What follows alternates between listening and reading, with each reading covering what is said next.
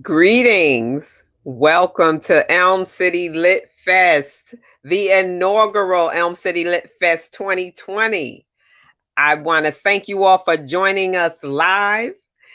We've had a wonderful festival so far, and we're looking forward to this conversation that is beginning with today, this afternoon, with Babz Rawls Ivy, a local journalist and uh, social whatever icon around Connecticut and throughout the country. Let me stop.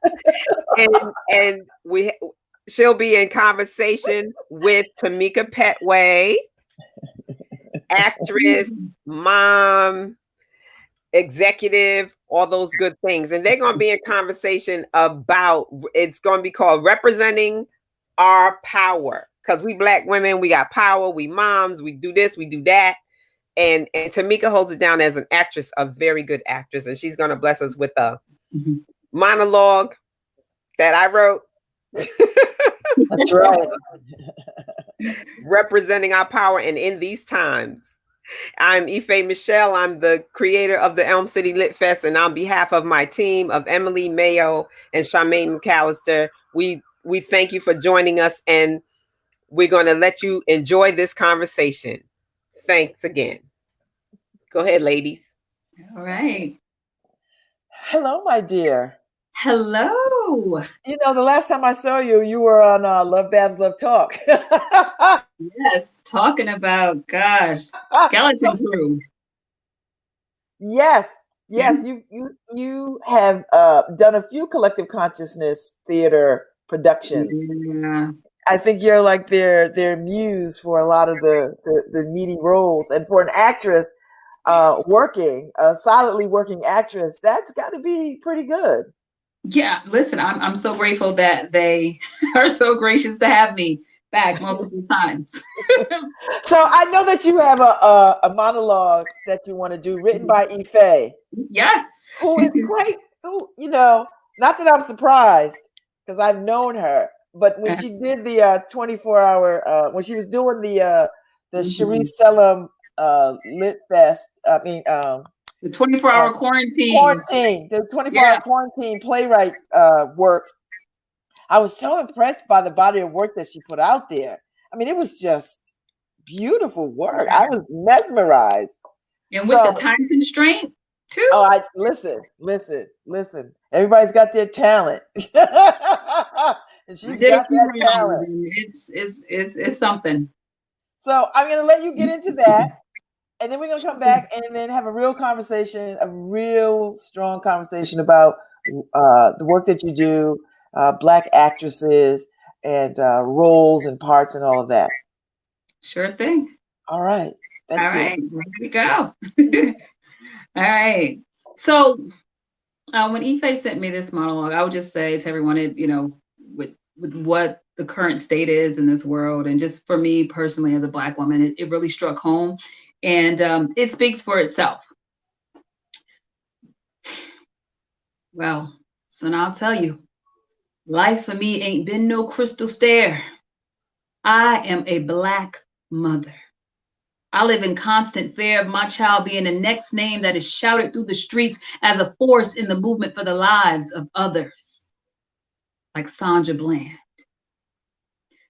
Breonna Taylor, Ahmaud Arbery, Shantae Davis, Amadou Diallo, Trayvon Martin, Tamir Rice, Botham Jean, George Floyd, Emmett Till. We say their names and say their names, and we say their names. All born from the wombs of Black mothers like me. Black lives have always mattered.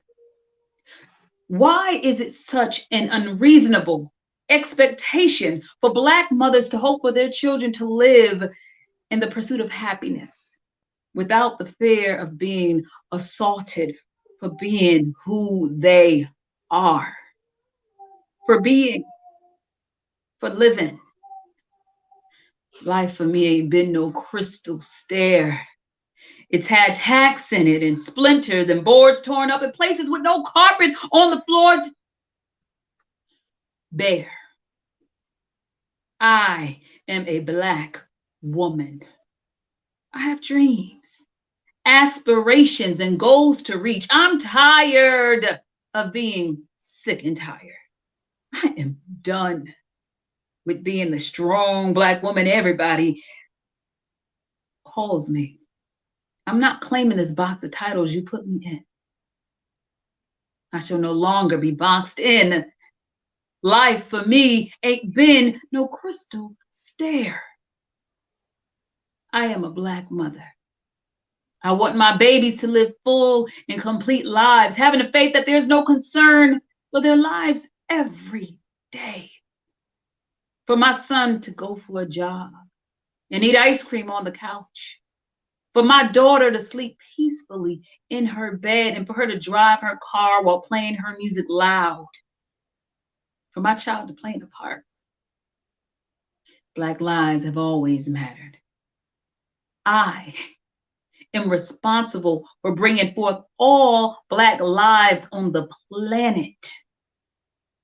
I've been a climbing and reaching landings and turning corners and sometimes going in the dark where there ain't been no light. I am a Black woman. I've cleaned and I've cooked and I've made my way out of no way for so long. I'm not as strong as you just say I am. I just know how to make it look damn good. Despite humiliation, scorn, and contempt for my people. And still I rise and reaching landings and turning corners and sometimes going in the dark where there ain't been no light. I am a Black mother. I know the worth of my babies. I pray every day I breathe the systematic oppression that has plagued my people for so long will no longer cause another Black child to harm my own. I pray every day I breathe the system of oppression doesn't stifle, suffocate, and kill my child. So boy, don't you turn your back. Don't you sit down on the steps because you find it's kind of hard. Don't you fall now. I am a Black woman. I stand when my feet hurts, when my back hurts, and when my spirit is challenged. I persevere when I sit in the front of the bus after a long day work. I persevere when I'm abused and used at work and at home and in society. Where I still going, honey. I'm still climbing, and life for me ain't been no crystal stair. I am a Black mother. Black lives matter because I matter. I'm responsible for every Black life on the planet. I am the force behind the movement. I am a Black woman. I am a Black mother. Thank you.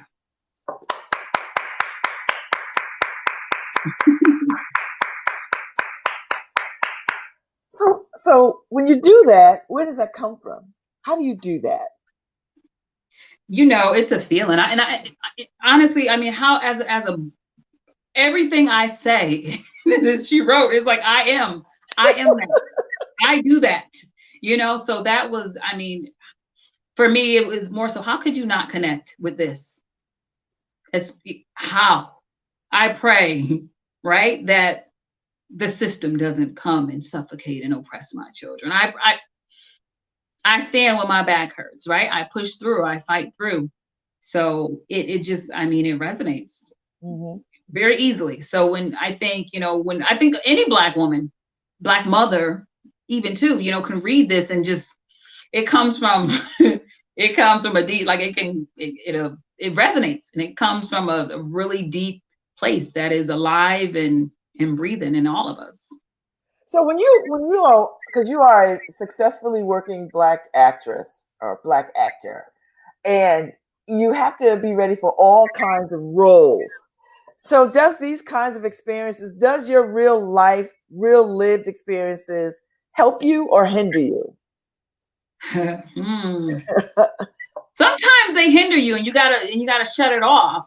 But a lot of times it helps, because I think as an actor, you literally, you always have to have a piece of you. There's always a piece of you that's there, because it's you, and it's how you create it, and it's taking the context of what's happening, and then you're kind of creating this world, but it's still you. Sometimes it's a piece of your mom, your grandmother, your neighbor, an experience, or whether it's or an ex, or just anything, you having all these life experiences and imagination that you pull in and bring to it. But yeah, but I would say, my personal experiences have been helpful, more so than not.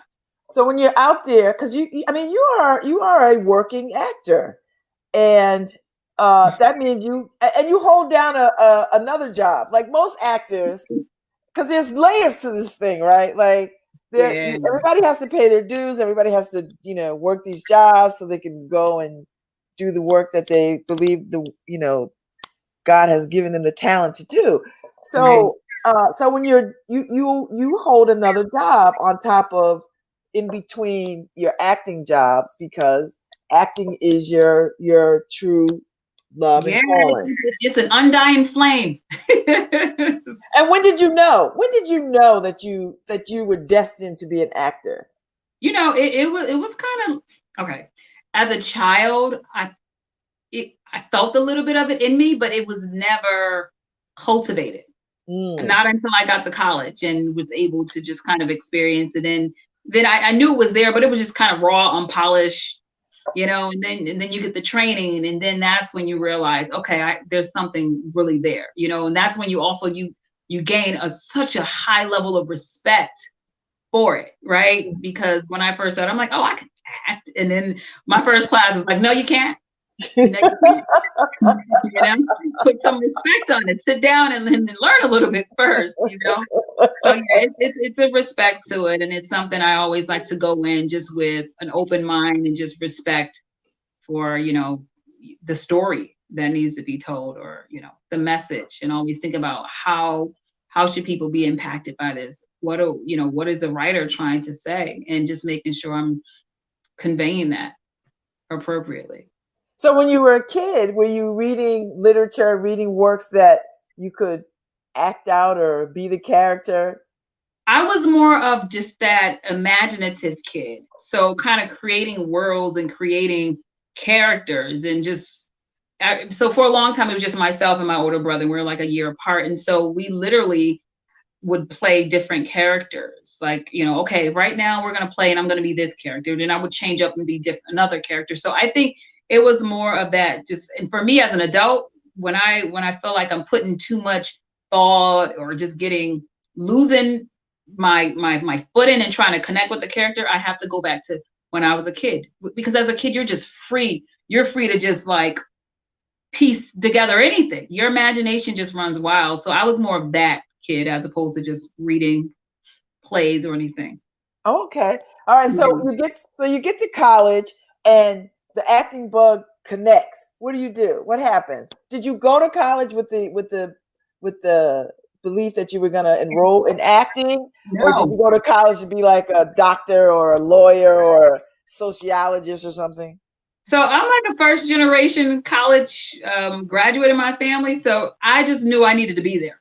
That was it. It was like, I don't know what I'm here for, but I know this is where I need to be. So when I saw that they had an acting class, I'm like, oh my gosh, let me just take it. This should be, fun. And I know I can do this. And that's when, I got sat down really quickly and realized it was so much more to it, right? Than just going and pretending.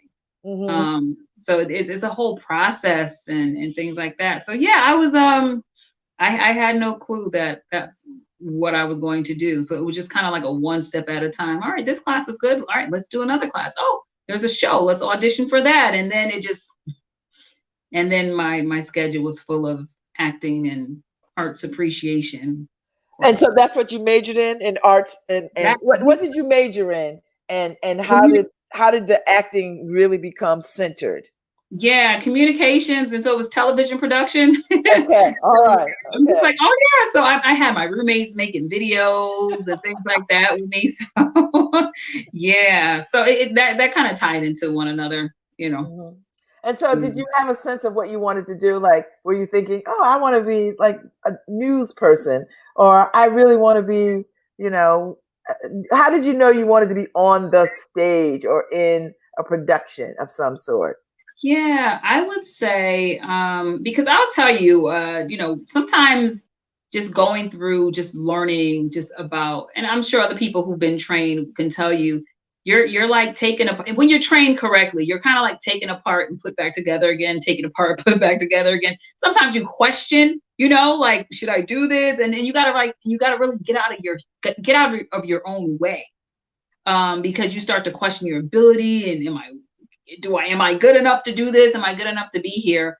But I would just say it was more of a gradual thing. You know what I mean? It's like it started off as more of a inquisitive type of thing. Like I knew something was there, but I didn't know it was there. And honestly, it I was still unsure even when I finished, what I want to do, because even now, right, I've been teetering between acting and corporate America for the most part. I have this kind of dual Well, situation well, going on. you like to eat and have a roof over your head, so. Yeah, right. And then I've been blessed enough to be in a position where I have the availability to still, to still, be in productions and Mhm. work and, you know, Do you all remember your different very things. first production, like the big, Oh, like the very first wow kind of thing? I mean, it wasn't as while I was in school, but it was, gosh, what was it called? Mm, I don't remember what it was called. Oh, no, was it? Nope. Fruits and nuts. It was something crazy. It was something with fruits and nuts in the title. But I was a flight attendant. I was a flight attendant. I remember in the play I got in a fight with an elderly woman, and her dentures came out in the play. That was fun. But I would say the biggest one for me was it was a melodramatic play called The Murder of Mariah Martin. And it was Mhm. one of those melodramatic plays, and I was like the leader. And I remember fighting so hard to get this role in a play. So there was a group of gypsies, and there was a head of the group of gypsies, and they were kind of like separated from the regular townspeople. And I wanted to be the head of the gypsies. And so she did this magical deal with one of the townspeople and what have you, and she ended up getting killed, right? And so I remember the death scene was one of the longest death scenes ever, where it's like, wait and tell my people, and no, and don't forget this. I mean, it was it was fun. It was fun. I remember my little sister was in the audience, and when the gun went off, and we had a whole choreographer to show you how to get shot and how to like move your body. So that was a big deal. Mhm, And my little mhm. sister, all you heard was Mika. She, yeah, but yeah, but it was great. That All was. right, so what's the discipline like to be an actor? Because I would imagine that you always have to stay nimble and sharp and on your game. You should always have a monologue under your hat so that when you go audition, like you should just be prepared at any time to be called upon to do something, because the Right. Yeah. opportunities show up so quickly and they're so fleeting, that you have to be ready so you don't have to get ready. It's like athletes or people who work out. Just don't stop working out. You're gonna have muscle atrophy. You're gonna forget your monologues. You're gonna get rusty. You know what I mean? So yeah, you definitely have to. And some people, they find themselves continuously just kind of reading works, or just kind of continuously doing, or even just what was even helpful during this whole pandemic. Sharice Selim, her quarantine, the 24-hour, plays that we were doing. I mean, that was more than keeping people sharp on their toes. Hey, memorize this monologue, some 2 pages, 2.5 pages, you know, in 24 hours, and be ready to perform it, and send it in. So just even things like that is helpful with just kind of keeping you sharp and keeping you together. Now, do you immerse yourself in hanging out with other actors? Are there actor clubs and groups and unions and all that kind of stuff? Like, how do you stay connected? Yeah, I would say that's been. I would say I have not necessarily been part of any groups per se. You kind of create these little small families and it grows into a bigger family. Like anytime you do a production, like I still connect with people. I've been in productions, 9, 10 years ago. You know what I mean? And so you have this family that's just kind of ever growing. And so, there are folks you can always just kind of connect with. But I personally am not part of any particular groups like that. Mm-hmm, mm-hmm. And so when you are, so how do you find out about a role? Like, do they call you? Is there someplace you go look? Like, is it like the classifieds? Like, how do you know if something is happening that you want to be a part of? As an actor, you got to have your hands and your eyes and your ears everywhere and talk to people, and don't be shy to tell people what you do. That's another thing. People just, oh, I didn't want to say it, but no, tell people what you do. Hey, this is what I've done. So I would say just there's been times where, I've had folks reach out to me. That's just because they've seen me in something. And also like there's different sites that are kind of like classifieds. There's backstage.com.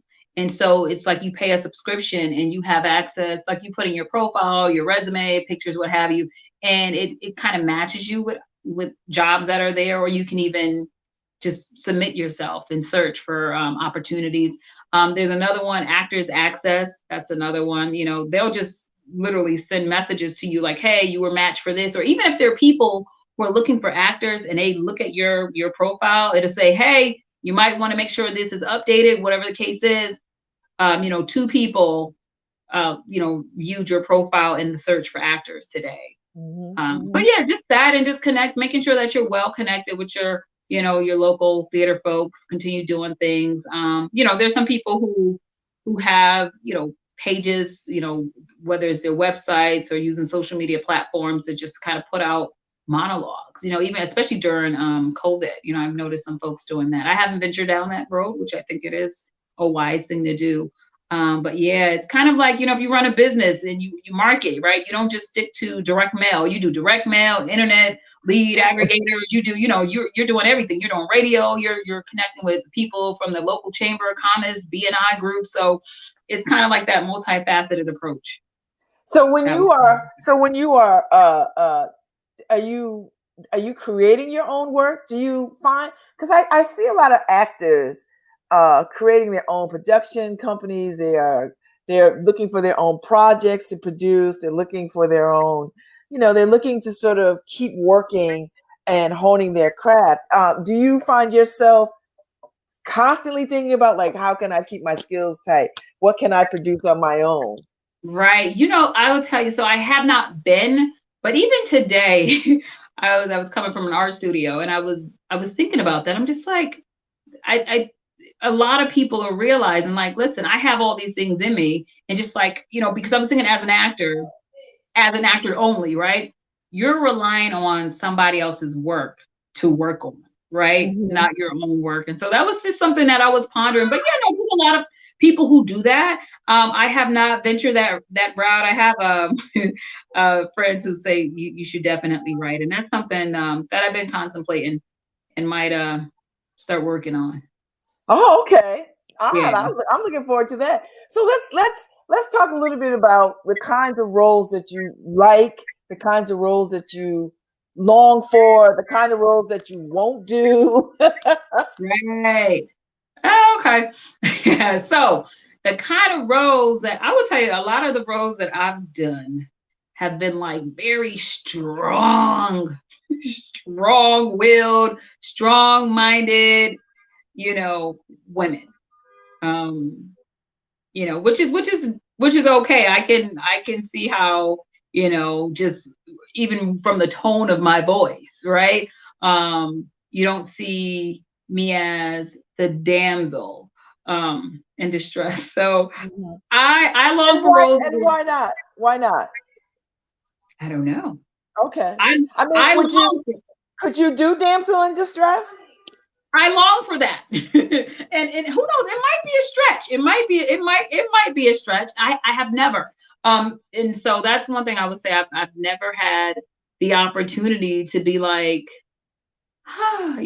just kind of like vulnerable, just openly vulnerable, right? I like in Sunset Baby, I think of Sunset Baby, right? Nina, the main character, had her vulnerable moments, but that was when the doors were shut. She's not crying in front of anybody. Those emotions are not on the sleeve. They're hidden in a closet, locked up in the safe somewhere. So I think that would be something I would just definitely be open to. As far as what I would not do, I think it's more so about what is the story. If there's no foundation for a character, meaning if you say, okay, well, Tamika, you're going to be the crackhead mom who also is a stripper, that's for the sake of making me that, right? There's no backstory, there's no journey, there's no nothing, just because it can be my role, right? And I'm a single mom. It can be, I don't want to play a stereotypical character who has no journey, no purpose. It's just written there just because of somebody's bias or how someone sees, a person. And when you see that, you can tell if it's somebody's bias or if there's a whole story wrapped around it. Like you can see a purpose for it. Yeah, a lot of times you ask questions. If you have the luxury of talking to the writer, ask questions. And when you get those dead end responses, you're like, okay, then you'll know. Because I just heard a couple of actors say that they are done with playing slave characters. Mm-hmm. Because they feel like slave characters and slave narratives have run their course. Yes. The beating of Black people on film is over, right? Like, how do you feel about that? Where are you in that thinking? Yeah, I mean, I totally understand, because there's so much more. There's so much more to us than just slavery, right? And so I'm more so about just the empowerment, right? How can somebody's journey empower people? Mm-hmm. And not just kind of allowing us to relive trauma. I don't want to do something that truly focuses on, all right, let's relive this trauma. Literally, you can go on the vault and you can go on anywhere, any type of streaming services, YouTube, TV, and you can watch all of those. There's more than enough. So yeah, I'm definitely, I feel like we're already traumatized as a people. We got enough things that have, put us in that mind state. So I don't want to be part of that. I'm always thinking, where are the love stories for us, Tamika? Like, do you ever think, I just want a really good love story like everybody else gets, where, girl meets guy, they fall in love, they fall out, they get back together and happily ever after. Like, yeah. Why do we always have to have strong on our back? Like, why do we always have to soldier through trauma and mistreatment and anger and abuse? Like, all our stories seem to be centered around some kind of abuse. Do you, when you, as an actor, do you notice these lack of stories for yourself? Like when you get a bunch of scripts in front of you, what are you looking for? So yeah, no, the love story thing is real. And no, I haven't personally come across a lot of scripts like that. And I understand, why, and just like the purpose, or like, certain theaters and how like their focus is on, highlighting things, or it's focused on like just a period style of work that, has a certain amount of, shows and things like that. But just as just someone who, who's just as a spectator of movies and TV, you don't see that. And sometimes as a Black woman, you want to just, and people may say because it's unrealistic, but it's not, right? But sometimes you just want to have that fall in love, right? It's like, I want to have that getaway dreamy show when you're like, oh, and it becomes really sweet, I think the movie Photographs touched on that a little bit. Oh, I think you're absolutely right. I thought It that was touched such a on it. beautiful film. I loved Yeah, it. because at the end it was still like she went to London, they went to the concert together. I'm like, okay, so you can kind of create your own ending there, right? Yeah, But yes. make the ending for me, right? Do the happily ever after for me, please. Just do that. I mean, Don't let me. there's a Right. handful of films like that, like Jump in the Broom, and I mean, we have a handful of films where we're not suffering and we're not abused. We are happily. I mean, I thought Jumping the Broom was such a beautiful film. They get married. There's chaos, there's trauma. I mean, not trauma, but there's conflict. Then they resolve it, and then they move on to happily ever after. I think we can show that every now and again. Every now and again. Please. That's how I feel.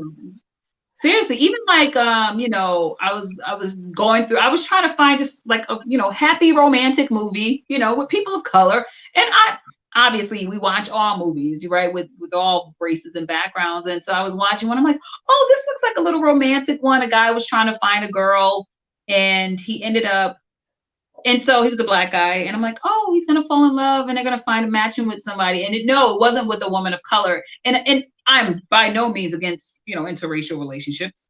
Love all people. But I was like, why couldn't it be a sister? Right. Right. Why? Right. So because I feel like we should be able to see more of that too. You know what I mean? A little more of that. So Tamika, do you ever go out for roles that were clearly written for a woman of a different ethnicity and still short? So and still I missed the last part. And still try out for it. Like, do you ever come across, like, I can play this role. Like, she doesn't have to be white. She can be me. Right, because we're people. At the end of the day, we are human. We are people. I can be this person, right? So yeah, no, I've done that. I've done that. This was years ago. Oh my God. It was like a horror film. It was like a ultra low budget horror film. It was a full length horror film. But yeah, no, it was like I was like a detective / forensic scientist or so. And yeah, they switched it up a little bit for me. But I got it. And then, Shakespeare, shoot, I was put in as a different traditionally that the role was played by a man, and I played it as a woman. I didn't play a woman playing a man. I played a woman playing a woman in a traditionally male role. Okay. Yeah. And is that fun? Like, does that give you a bigger creative license to imagine the character and develop the character? Oh, absolutely. Absolutely. It sure does. And do you like those kinds of roles? Like, which roles give you the most fun? The most dramatic ones. Why? When I can experience every range of emotion, because it's challenging. It's challenging. I would say, that was it. And the last one, I would say it was Skeleton Crew. Yes, and I loved everything about it. It was so amazing, and you were amazing in it. Believable. That was fun, and I remember going through I'm like, I don't know how I'm gonna smoke a cigarette, shuffle cards, and be this character all at the same time. And it sounds small, but and then it's not just being a character, but playing someone who is, I don't know, 20 years older than me. 20 years older than you, yes. In living her experiences and just really trying to effectively just show that, that was, I would say, the more challenging it is, because it's going to help me grow as an actor. It's going to put more abilities and skill sets in my repertoire. So I think that's what helps me, or that's what excites me most about roles. I mean, you did it. I mean, but here's the thing about Black women, to look at us, we could be anywhere from a teenager to 70, right? Like, it's a hard number to pinpoint age for a lot of us, for the majority of us. And so do you find that when you go audition, that they're curious about how old you are and if you are age appropriate or not age appropriate for a particular role? I haven't come across that yet. I try to make sure that it makes sense. You know, if I go audition for something, it has to make sense, right? Because at the end of the day, yeah, it has to be believable, you know. So I tend to stick in like that range, you know, that I think I can still fit in, you know. Yeah, not going for 18-year-old anymore, you know. More. Is that real? Like, so you think about all of that. Like, what is believable? What can I believably do and portray it? Is that a real consideration? Oh, absolutely. Yeah. And it's not to the point where you're boxing yourself in. It's like, okay, if you see something and it's like, oh, we're looking for, you know, this girl, she's playing a 16-year-old, but we gotta have an adult. So, you know, I wouldn't go for that. You know. So yeah, just and it adjusts. As you get older, it adjusts, you know. So I may now go for the older sister roles. Like when I say older sister, adult, older, mid, you know, mid-20s, you know, up to maybe I don't know. I mean, who knows? I can't even give myself a limit anymore with Faye from Skeleton Crew. So Well, I'm yeah, because now you widen your range, right? right Just in that the range. role, just that Right. role alone, just widen the range. So, and Right. And does that make you happy? Does that give you more skills? I would just say it allows you to shift and adjust. You know, you gotta be, you know, I would say just flexible, you know, and just in life as life changes, you know, and not just kind of stuck and just set in a mold. Realizing that yeah, things have changed. So, what do you prefer? Do you like theater best? I know actors who live for the stage, live audience, and then I know actors who hang in the world of film. Mm-hmm. And then I know actors who hang in the world of television. Right. And you know, and now we add in, Issa Rae has shown us that we can hang out on YouTube and create a whole web series and have followers, and it'd be just as good as anything on network and these other film outlets, you know, like a Right. Hulu or Netflix or, you know. Yeah, I would, you know, so I have a deep love and respect for theater, right? Because it's live, there's no going back. There's just like this realness to it. It's like it plays out like it's literally like real life playing out in front of people, you know, and like there's no rewind, there's no restart, there's no cut. Let's do that again, you know. But I would definitely say, I was just having this conversation earlier. Definitely before COVID, the plan was to, you know, work on pivoting, you know, work on getting some on-screen classes and things like that to make a shift. Mm-hmm. So, and yeah. and when you say shift, meaning try to go in more of a, you know, screen than okay. theater. Not, you know, I wouldn't say not I would tell you, CCT can call me anytime. You're like my family. I'm like, yeah, I'll do it, you know. I'm like, you're absolutely. I don't care what the script is. I know y'all are good. I'll do it. Yes. Right. I don't need to learn just now. I'm here. I got you. But that's amazing that you can think about them that way, because you know they're not going to put out trash. I mean, their title is collective consciousness. So that means something, right? Like they're going to put out very thoughtful, engaging, uniquely Black, take you there kind of theater. Right. And it always has a purpose, a message, you know. It's almost like PSAs, play style, you know.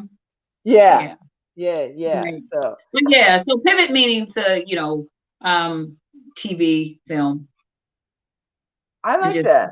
And just preparing for that, you know, just being ready for that, because I know it's a shift in just how things are done, and just, you know, stage is like big, you know, TV is like, you know, it can pick up anything, you know, you're just like, oh, caught that. That was a little weird. What you do with your eye, you know? So it's just kind of reeling it in, you know. So are you a reader? Are you an avid reader? Do you find yourself reading? When I get time. Because I will tell you, after work, and that's one thing I've been trying to do more, is read.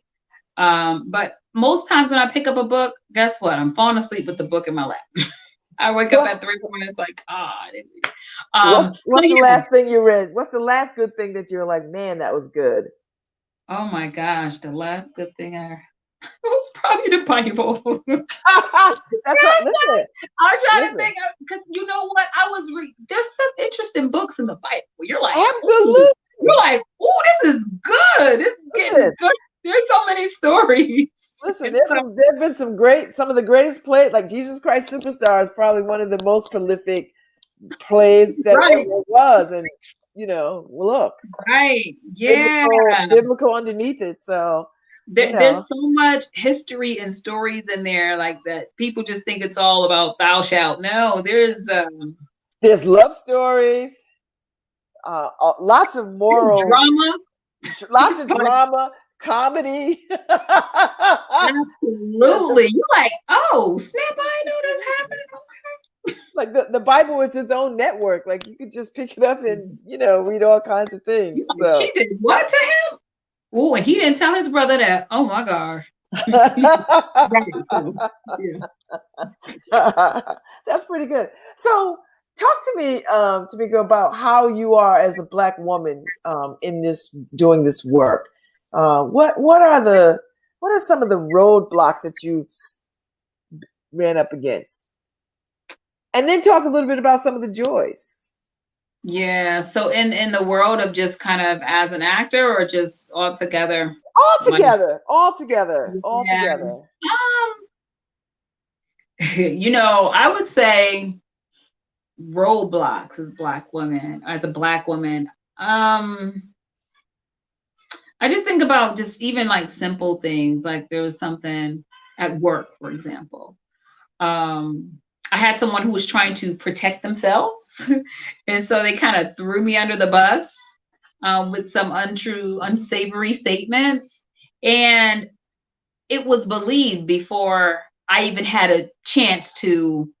So I had to kind of like disprove what this person said, as opposed to, hey, let's hear your side. And it was like, and I was almost taken aback. I'm like, oh my gosh, I clutched my pearls. Like, is this really happening to me? Like, you know what I mean? Like, how do I have to defend myself, as opposed to just like, hey, this person said this. And then I'm like, oh no, that's totally false. And so thankfully I had like documentation that contradicted what this person said. Because if I didn't, it was already believed to be true before it even got to me. So that was one thing, just, I would say, just, yeah, it's just, and I'm like, wow. Yeah. I'm like, wow, it just hits a little different when something like that happens to you. And then, and then I would just think having to have conversations that you probably wouldn't normally have with my son, teenager, or just the worry, you know what I mean, that happens like when he goes to work, right? And he doesn't want to ride. And I'm like, oh, you don't want to ride? You're gonna use your skateboard by yourself? I'm like, okay, you sure you want to ride? You don't want to ride? I'm like, oh God. And I'm like, and I know he needs independence. He's 16 going on 17, but I'm like, why am I, and it's sad that I gotta feel that way and have this anxiety that comes on when he's gone, and I'm like calling 20 minutes, oh, hey, are you there? Or he doesn't answer, and I'm like, all these crazy thoughts are in my head now. Now I'm like, all right, should I go in the car and drive the path I know he took to get to his job?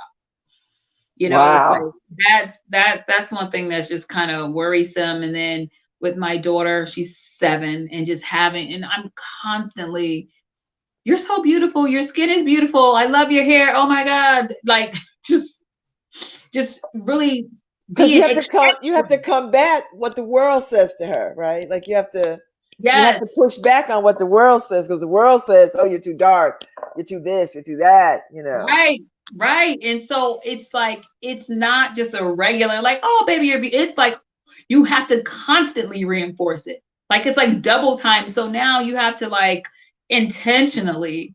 So parenting becomes so much more. Like, there's no such thing as lax parenting anymore, unless you truly just like, I just feel like if I let go, it's like they're going to be like a paper bag in the wind. And I'm just like, I can't do that. So I find myself just even exhausting myself as a mom because I'm like, they need to hear this. We need to have these conversations. We need this time together. So I'm just really intentional about just whether it's spending time, just even having, just sitting in my son's room. He like, I'm like, hey, and just literally just to connect and just have small talk, because sometimes that opens up doors to just like Yes. how he feels and things like that, versus like, tell me, how was your day? How you feeling today? Like they don't work like that. No, it doesn't work. You gotta ease in. You gotta just, oh, that's cool that you're working on. Oh, that's nice, and then just, Go from there. go from there. Yeah. Yes. So Yes. that, Yes. and so Yes. it's good that I'm able to get somewhere, but it's tiring. It's hard. It's hard. And then having conversations with what's happening. Like my daughter, she's 7. She's just learning about slavery. And she was like, I didn't know. And she's 7. She's like, mommy, I just thought this world was just all great and beautiful. And now I see that it's not, and I'm just like, Yeah. That's hard, because how do you combat that? Like, you have to combat it a little bit, like, right. So Right. It is, but so you work corporate, you're an actor, and you're a mom. And you're somebody's daughter, and I'm sure somebody's auntie, I would imagine. So when do you find time to look at other people's work? Do you have friends who are actors, and do you go, well, since COVID, none of us are going anywhere, but before COVID, did you spend a lot of time going to see other bodies of work? Did you go to the theater much? Did you enjoy that? Movies, that kind of thing? I love going to the theater, seeing shows. Really? Yeah, absolutely. Long Wharf, seen a lot of their shows. Trying to think the most recent ones, Paradise Blue. Oh yeah. Yeah, if Pretty Hurts, then Ugly Must Be a Mother. Oh, yeah. I saw Father Comes Home from the Wars. Yes, I saw that one. Yeah. Gosh. So yeah.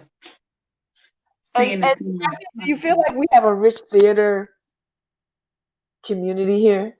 I think we do, but I'm not an actor, so I don't know. I do think it's a very rich theater community. I wish it were more diverse. I would say that. I remember when I went to Paradise Blue, and I was just looking around the theater. I'm like, dang, it's not that many people of color in here. I was just like, do they not know about this show?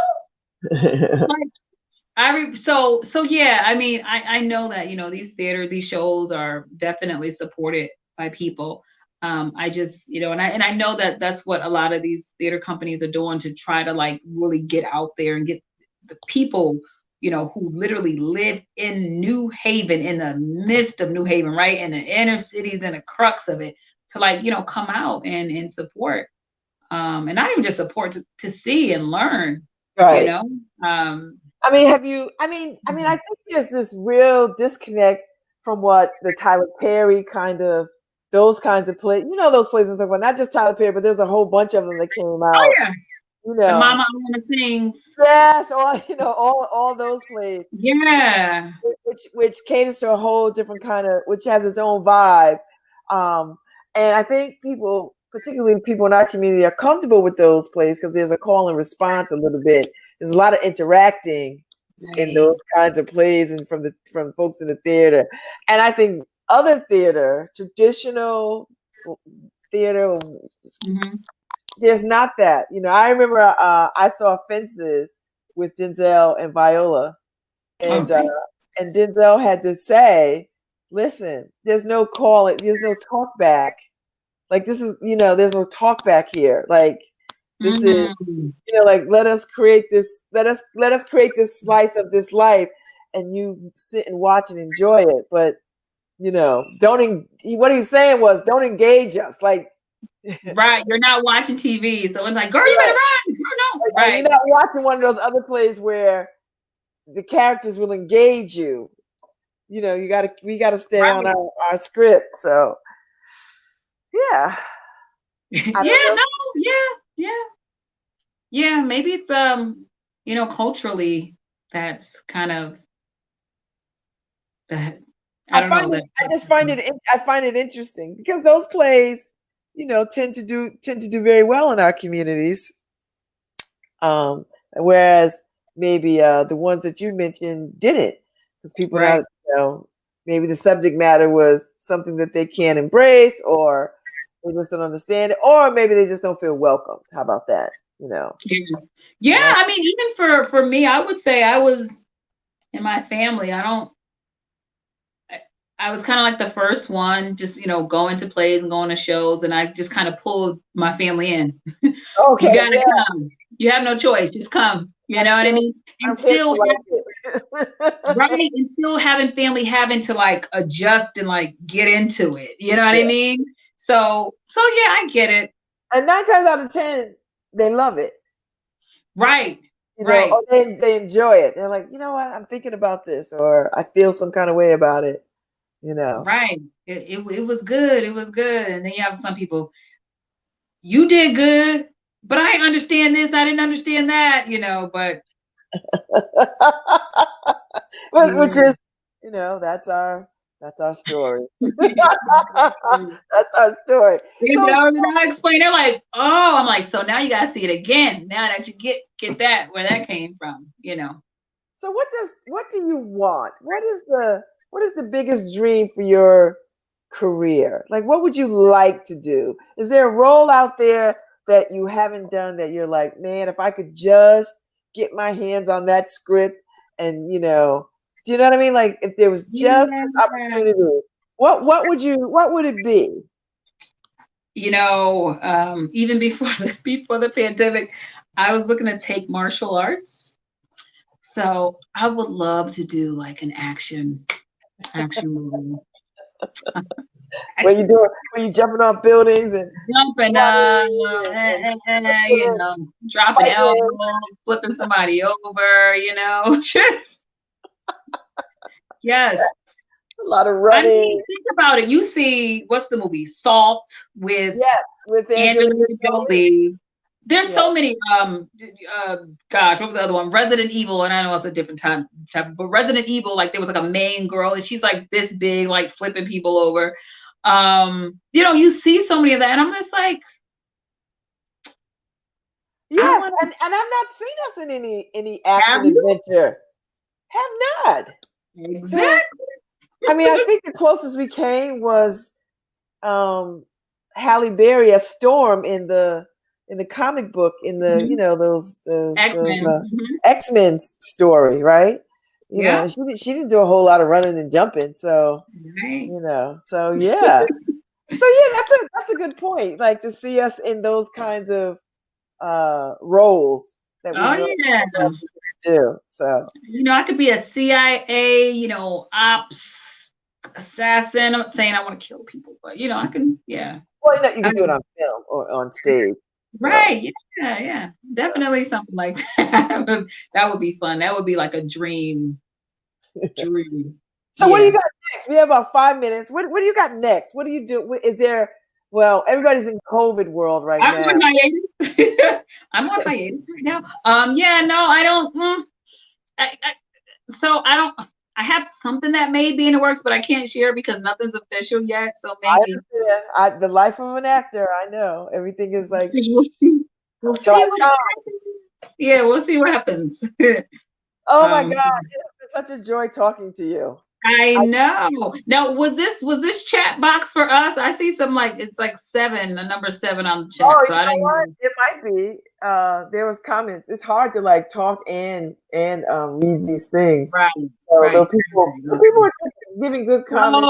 Oh, they said, hey, Kendall. Yes, Kendall was saying hi to you, and a couple of people were in there saying hi. Lauren Anderson said hi. So you're fans. Hey, Lauren. Hey, Kendall. Hey. Kendall's another powerhouse. I wish we would have had Kendall up here with me. She's well, good. We're gonna start inventorying our actors. Listen, I can have everybody come on my show. I'm just happy that I got a chance to be a part of the City Lit Fest. It's Maiden Voyage. Right. And it had something for everybody, right? Like I Right. enjoyed the conversation before this conversation with collective consciousness was part of that. So, and a couple of other people, that was good. And I listened to the comic book and illustrators conversation yesterday. That was good. I caught the cultural AF people, cultured AF, and so Yeah. it's had a Yeah. really good for everybody. Yeah. There's so many dope people here in New Haven, Yeah, just yeah, doing work, doing their thing, as we mentioned, Cherise, and Kendall just made me think of her dad, Steve Driffin. Like yes. I've done a bunch of stuff And with they Steve and had a like, wonderful play, right? They had just a wonderful play that they just did around a woman coming out of prison and that whole piece. yeah, I did that. That was on Oh, my that was you. Yes. Yeah, Yes, that was yes. that was powerful, especially when you see in the audience, because and that was like truly a voice of a person who I've never heard of a woman, right? Woman coming out of prison as a mother, trying to reconnect back with her children. Like Yeah. I've never seen that story. No, Never, and I'm glad that he did it because you don't right, see it, or if you see it, it's something awful. So right, it has right, no redemption to it. So right. So but even just anyway, to do thank you that. so much, Tamika. I Thank really enjoyed you. talking to you. I love the work that you do. I am a fan, and I can't wait to see I'm what a you do fan of next. yours. Well, thank you. I can't wait to see what you do next and see what you do and where you go, and you've got a fan base of us cheering. So Ife, thank you so much for this opportunity to talk to Tamika Pettway. And Kevin, thank you very much for holding it down for us technically. It's been my pleasure. So I don't know what's coming up next, but I want everybody to stay tuned and enjoy the rest of the Elm City Lit Fest. Awesome. Yeah, Bye, everybody. I know, right? So